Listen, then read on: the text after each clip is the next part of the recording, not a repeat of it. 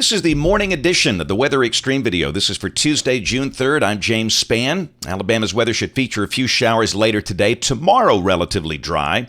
Then a cold front approaches from the north later this week. Go in there and check things out this morning. This is the water vapor satellite view. The big picture, if you will.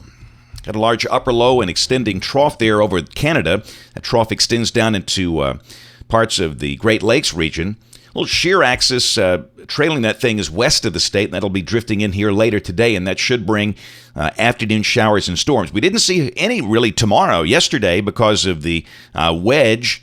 We had lower dew points and clouds that kept us in the 70s much of the day, but again, today should be a little different. We go back in the 80s, and a few spots getting a shower or storm this afternoon. On the watch warning map, pretty quiet. Flash flood watches for parts of Iowa and some of the adjacent states out west. Red flag warnings for northern New Mexico and southern Colorado, and that's for a wildfire danger there. And an excessive heat warning for the deserts of Arizona. It must be summer. Look at the risk of severe weather today. That's a moderate risk up north, parts of Nebraska, Iowa, and Missouri. Could be a few tornadoes in that region today. Surrounding that, the standard slight risk. And then tomorrow, couple of slight risks, one over the western high plains and one just north of the state down to Interstate 40 in Tennessee. And within that, there is an enhancement around the Ohio River, including Cincinnati and Evansville and Louisville and Lexington. So our friends up there will have to watch for severe storms, maybe a tornado or two, but certainly a hail and a strong wind threat there. And those storms will be drifting down our way late Thursday, as that cold front approaches us. And this is Thursday. No formal severe weather risk here on day 3. There are risks to the east and to the west. There could be a few strong storms on Thursday with that front up over the Tennessee Valley. And then Friday and Saturday, day 4 and day 5, risks of severe weather over the heartland.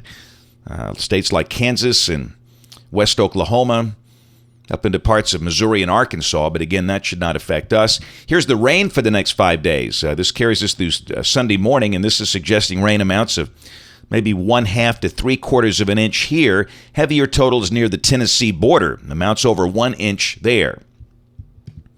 Tropics are quiet. Got disturbed weather in the Gulf, but again, as we've talked about in recent days, the SSTs, the sea surface temperatures are pretty cool down there, and the winds aloft don't favor any development. Let's take a look at the GFS, the Global Forecast System, valid today at 1 o'clock Central Time at 500 millibars. 594 upper high over West Texas.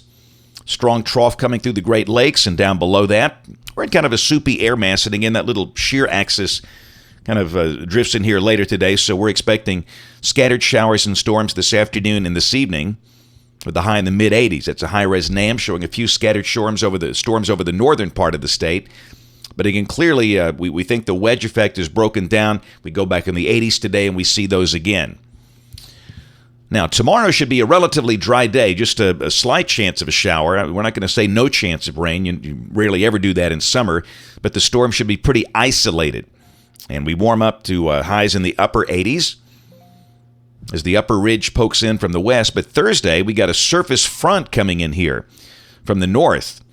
And that should bring an increase in the number of showers and storms, especially for areas north of Birmingham. And then maybe Thursday night, those could drift down in here. That's a situation where we might see some storms extending well into Thursday night with that forcing mechanism. And Friday, the front is going to stall out. And where that thing stalls out will determine your chance of rain. The GFS is suggesting the northeastern corner of the state. Up around Scottsboro and Fort Payne, you might be in drier air with lower dew points, and you'll have no rain, with a better chance of rain maybe south of a line from Muscle Shoals to Aniana to Ranburn. But again, sometimes fronts don't make it that far south, but certainly we'll mention a chance of showers and thunderstorms on Friday with a high in the mid to upper 80s.